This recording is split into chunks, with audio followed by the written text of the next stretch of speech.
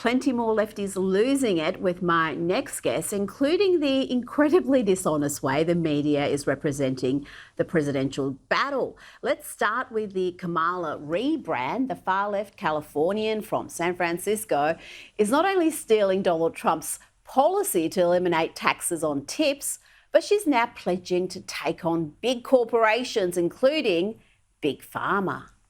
I will take on big corporations that engage in illegal price gouging, corporate landlords that unfairly raise rents on working families, and take on Big Pharma and cap the cost of prescription drugs for all Americans.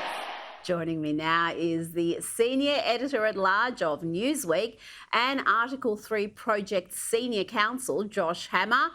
Josh, is she not already part of the Biden-Harris administration? Why isn't she doing this right now while they're in power? Well, she would like you to think that she is not currently in power for purposes of her policies, but I guess she wants you to magically think that she has all the answers come January 2025. Look, this is Kamala Harris's fundamental problem right now, is that she is the sitting vice president of the United States, and she has been responsible, just as responsible, frankly, as Joe Biden for all of the policies and, as you point out, all of the non-policies that have been implemented or not implemented for the past 3.5 years now. She is responsible for the worst economy in decades, for a formal recession in 2022. She is responsible for the 9.1% annualized inflation rate that was reached 2 years ago in the summer of 2022. She's responsible for the botched withdrawal from Afghanistan in 2021 that made America look like a laughingstock. Wars in Russia, Ukraine, wars in the Middle East a tinderbox. I could go on, but Kamala Harris is responsible for the horrific policies of this current administration, and she is trying so hard to not talk about that.